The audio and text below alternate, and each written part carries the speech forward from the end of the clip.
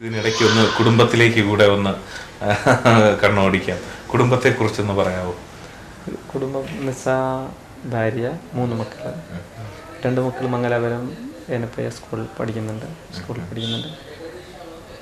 പേരെന്താണ്? പേര് വലിയ മകൻ്റെ പേര് അബ്ദുൾ റഹ്മാൻ ഫൈസ്, രണ്ടാമത്തെ മകൻ്റെ പേര് അഹമ്മദ് ഫവാസ്, 3ാമത്തെ ചെറു മകളാണ്. മകളുടെ പേര് ഖദീജ ഫംനാസ്. ഇപ്പോൾ ഈ പുതുതായി ഒരുപാട് ഈ ട്രെൻഡുകൾ വരുന്നത് എങ്ങനെയാണ് ജനങ്ങളിലേക്ക് എത്തിക്കാൻ കഴിയുന്നത്?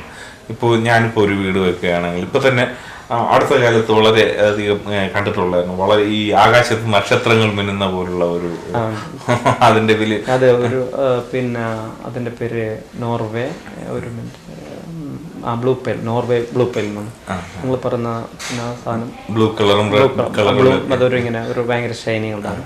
അതൊക്കെ നോർവേയിൽ നിന്നും ഇറ്റലിയിൽ നിന്നും മറ്റു ഇറക്കുമതി ചെയ്യുന്ന സാധനമാണ്. എനിക്കൊരു ഏകദേശം എൻ്റെ ഒരു കണക്കൂട്ടിൽ ശരിയാണെങ്കിൽ ഒരു 3-4 മാസം കൊണ്ട് ഇമ്പോർട്ടഡ് സാധനത്തിന് മാത്രമായി ഒരു പുതിയൊരു ഔട്ട്ലെറ്റ് ആരംഭിക്കണമെന്ന് ആഗ്രഹിക്കുന്നുണ്ട്. നിങ്ങൾ പറഞ്ഞ ഏകദേശം ആ രീതിയിലുള്ള എല്ലാ സെലക്ഷനും കൂടി തന്നെ അങ്ങനെ ചെയ്യണമെന്ന് എനിക്കൊരു പ്ലാനിങ് ഉണ്ട്. പഠിത്തം സഹായിച്ചത് ശരിയാണെന്ന് തോന്നുന്നു.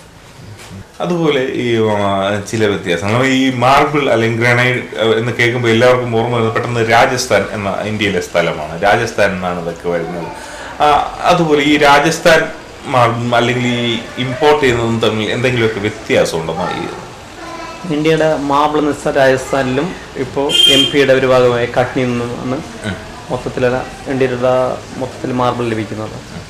ഗ്രാനൈറ്റ് എന്ന് വെച്ചാൽ മഹാരാഷ്ട്രയിൽ നിന്നും ലഭിക്കുന്നുണ്ട്, ആന്ധ്രയിൽ നിന്നും ലഭിക്കുന്നുണ്ട്, തമിഴ്നാട്ടിൽ നിന്നും ലഭിക്കുന്നുണ്ട്, കർണാടകയിൽ നിന്നും ലഭിക്കുന്നുണ്ട്, രാജസ്ഥാനിൽ നിന്നും ലഭിക്കുന്നുണ്ട്. ഇന്ത്യയിൽ ഏകദേശം ഒരു 5-6 സ്റ്റേറ്റിൽ നിന്ന് ഗ്രാനൈറ്റ് ലഭിക്കുന്നുണ്ട്. പല സ്റ്റേറ്റിലും പല സംസ്ഥാനത്തും പല കളറിൽ ആണ്. ബ്ലാക്ക് ആണെങ്കിൽ കർണാടകയിലാണ്, റെഡ് ആണെങ്കിൽ മഹാരാഷ്ട്ര ബോർഡറിലാണ്. പിന്നെ അത് പല സ്റ്റേറ്റിൽ നിന്നും പല നിറങ്ങളിലാണ് ഗ്രാനൈറ്റ് ലഭിക്കുന്നുള്ളത്. ഈ മറ്റ് ഫോറിൻ മാർബിളും ഇന്ത്യയിലെ മാർബിളും തമ്മിലുള്ള വ്യത്യാസം എന്ന് ചോദിച്ചാൽ ഇന്ത്യയുടെ മാർബിൾ ഫോറിനിൽ വളരെ റേറ്റ് കൂടുതലുണ്ടാവും, ഫോറിൻ മാർബിൾ ഇന്ത്യയിൽ വളരെ റേറ്റ് മനസ്സിലായി. കാരണം വെച്ചാൽ ഇവിടുത്തെ സാധനം അവർക്ക് വളരെ ഫ്ലോറിങ് ചെയ്യാൻ താല്പര്യം ഉണ്ടാകും, കാരണം ഒരു ഡിഫറെൻറ്റ് ലുക്കിന് വേണ്ടി. അതുപോലെ തന്നെ അവിടുത്തെ സാധനം ഇവിടെയും ഒരു ഡിഫറെൻറ്റ് ലുക്കിന് വേണ്ടി ഫ്ലോറിങ് ചെയ്യാൻ താല്പര്യം ഉണ്ടാകും. ക്വാളിറ്റി വൈസ് ചോദിച്ചാൽ ഇന്ത്യൻ മാർബിൾ മറ്റ് രാജ്യങ്ങളുടെ മാർബിളിനേക്കാളും ഒട്ടും കുറവല്ല എന്നുള്ളത് ഒരു വളരെ യഥാർത്ഥം തന്നെയാണ്. അതുമാത്രമല്ല, ഇന്ത്യയിൽ നിന്ന് ലഭിക്കുന്ന ഗ്രാനൈറ്റാണ് ലോകത്തിലെ ഏറ്റവും നല്ല ഗ്രാനൈറ്റ് എന്ന് നമുക്ക് ഉറപ്പിച്ച് പറയാനും പറ്റും. അത്രയും സ്ട്രോങ് സാധനങ്ങളൊക്കെ ഇന്ത്യയിലും ലഭിക്കുന്നുണ്ട്. പക്ഷെ ആ ഒരു ചേഞ്ചസ് വേണ്ടി, കാരണം നമുക്ക് തന്നെ ഏറ്റവും വലിയ തെളിവല്ലേ, നമ്മുടെ കേരളത്തിൽ ഉൽപ്പാദിപ്പിക്കുന്ന സാധനം മറ്റ് സംസ്ഥാനത്ത് പോയാൽ അത് കൂടുതൽ ഡിമാൻഡും കൂടുതൽ ആവശ്യക്കാരുണ്ടാകും. അതുപോലെ തന്നെ അവിടെ നിന്നുള്ള ചില പ്രത്യേക സാധനങ്ങൾ ഇവിടെ വരുമ്പോൾ അതിനുള്ള കൂടുതൽ ഡിമാൻഡും നമ്മുടെ ഈ കോട്ടൺ ഡ്രസ്സുകൾ നമ്മളിവിടെ പിന്നിലേക്ക് പോകുമ്പോൾ ഇവിടുത്തെ കോട്ടൺ പുറം രാജ്യങ്ങളാണ് കൂടുതൽ. അതുപോലെ തന്നെ പലപ്പോഴും പല സാധനം അതുപോലെ തന്നെയാണ്. പല ആ ഒരു വ്യത്യാസമേ ഉള്ളൂ. ക്വാളിറ്റി വൈസ് വലിയൊരു വ്യത്യാസമില്ല. അതുപോലെ ഇനി സാറിന്റെ മറ്റു സ്ഥാപനങ്ങളും അതിന്റെ പേരും ഒക്കെ ഒന്ന് അറിഞ്ഞാൽ കൊള്ളാമെന്നുണ്ട്. ബഹ്റൈനിലൊരു സ്ഥാപനം തുടങ്ങുന്നുണ്ട്. ഇന്ത്യയിൽ നിന്ന് പല സാധനങ്ങളും അങ്ങനെ അങ്ങോട്ട് പോകുന്നുണ്ട്. അതുപോലെ തന്നെ മസ്കത്തിലും UK അൽനബിയിൽ ഇന്റർനാഷണൽ ഒരു സ്ഥാപനം ഇവിടെ രജിസ്റ്റർ ചെയ്തു. അങ്ങനെ ബിസിനസ് ഹോൾസെയിൽ ലെവൽ അങ്ങനെ പോകുന്നുണ്ട്. ഇപ്പോഴത്തെ സൈസ ഞാനിപ്പോൾ 2 ദിവസം കൊണ്ട് സൗദിയിൽ പോകുന്നുണ്ട്. അവിടെ ഒരു ബിസിനസ് തുടങ്ങാൻ വേണ്ടി ആഗ്രഹിക്കുന്നുണ്ട്. നമ്മൾ ഇവിടെയുള്ള സ്ഥാപനങ്ങൾ UK ട്രേഡേഴ്സ് ഉള്ള ആ ഒരു പേരിലാണ് അറിയപ്പെടുന്നുള്ളത്. ഹൊസങ്കാടിയും കാസർഗോഡും പൂനാച്ചിയും ഇപ്പോൾ അടുത്ത കാലത്തായി ഈ ജനുവരി 1 വിദ്യാനഗറിൽ മംഗലാപുരം തൊക്കോട്ടിലും തുടങ്ങിയിട്ടുണ്ട്. അതുപോലെ തന്നെ സൗര സ്ഥാപനങ്ങളായി ബ്രദേഴ്സിൻ്റെയും മറ്റ് നമ്മുടെ റിലേറ്റഡ് ആയിട്ടുള്ള പറയും 5-6 സ്ഥാപനങ്ങളുണ്ട്.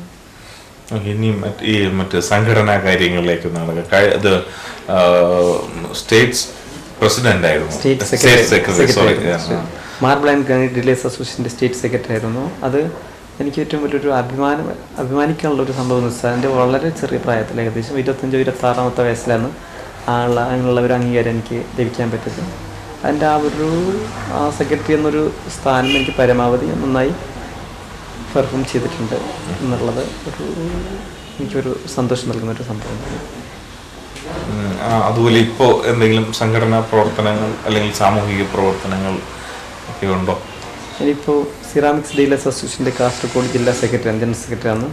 അതുപോലെ തന്നെ മാർബിൾ അസോസിയേഷൻ്റെ സ്റ്റേറ്റ് എക്സിക്യൂട്ടീവ് മെമ്പറും കൂടിയാണ്. പിന്നെ ഒരു സാംസ്കാരിക സംഘടനയിൽ അങ്ങനെ ഒരു എന്തെങ്കിലും ഒരു ഭാരവാഹിത്വത്തിലോ അങ്ങനെയുള്ള ഒരു സ്ഥാനത്തിലോ എനിക്ക് നിൽക്കാൻ അതിനുള്ള ഒരു സമയം ഇല്ല എന്ന് തന്നെ പറയാം. അതുകൊണ്ട് എനിക്ക് വലിയ താല്പര്യം കൂടിയില്ല.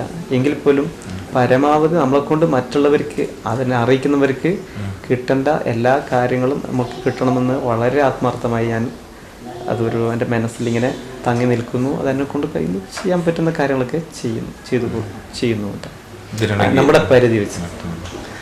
സാമൂഹിക പ്രവർത്തനങ്ങൾ എന്ന് പറയുമ്പോൾ എന്തെങ്കിലും സഹായം എന്ന് വെച്ചാൽ ഇപ്പോൾ ഞാൻ ഒരു ഷോപ്പിലുണ്ടെങ്കിൽ അപ്പോൾ വളരെ പാവപ്പെട്ടവർക്ക് ഞാൻ ചില സംഭവങ്ങളൊക്കെ അതിനെ അറിയിക്കുന്ന വളരെ പാവപ്പെട്ടവർക്ക് ചില സാഹചര്യങ്ങളൊക്കെ കുറേ സാധനമൊക്കെ ഫ്രീ ആയി കൊടുക്കുക.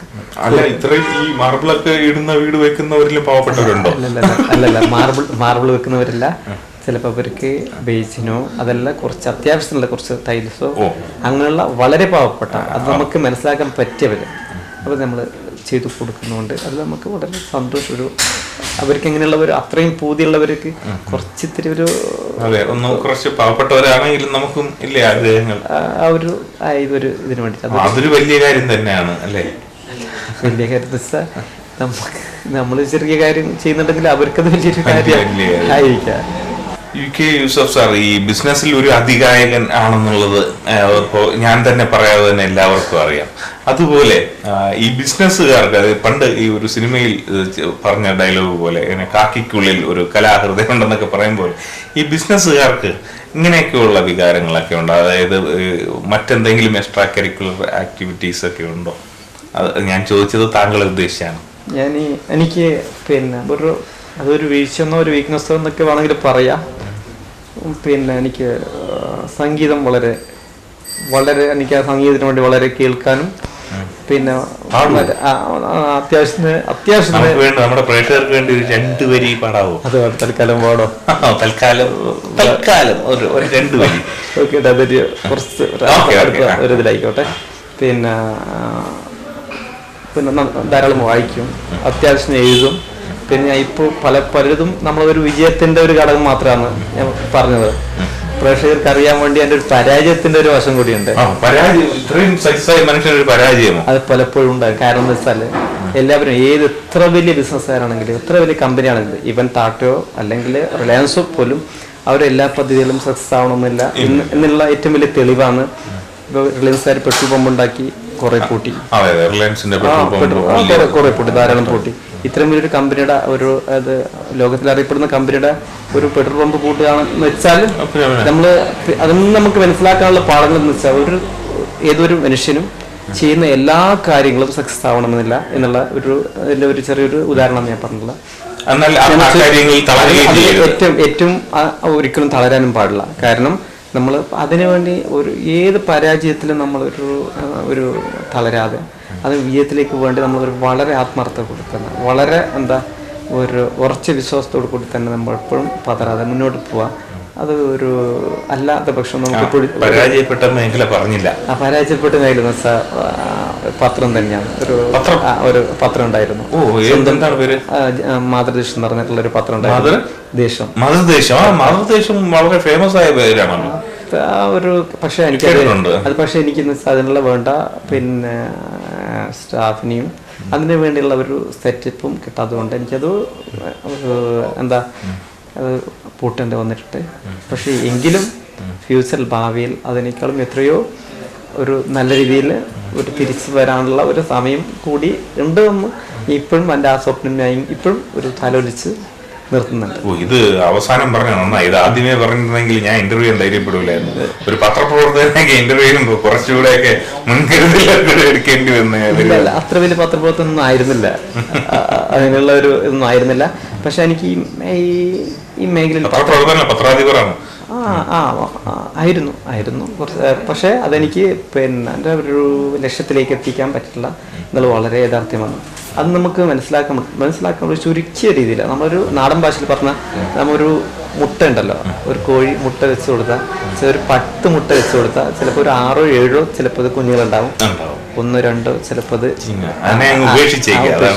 നമ്മുടെ ജീവിതത്തിലും അത് തന്നെയാണ്. പല ബിസിനസ്സും ചെയ്യുന്നുണ്ടെങ്കിൽ അതിൽ 1 or 2 ഒരു 5 or 10 or 20% ചിലപ്പോൾ അത് ലാഭത്തിൽ ചിലപ്പോൾ ഒരു 100% നമ്മൾ ചെയ്യുകയാണെങ്കിൽ അതിലൊരു 70% സക്സസ് ആയിരിക്കുക, ഒരു 10%, ഒരു 15% നോ ലോസ് നോ പ്രോഫിറ്റ് ആയിരിക്കുക, ഒരു 10-15% നഷ്ടത്തിലായിരിക്കുക. അത് ഏതൊരു ബിസിനസ്സുകാരനാണെങ്കിലും അത് ഏതൊരു സ്ഥാപനമാണെങ്കിലും അത് ഈ ഒരു ഞാൻ പറഞ്ഞ അതൊരു അതിൻ്റെ ഒരു യാഥാർത്ഥ്യം തന്നെയാണ്.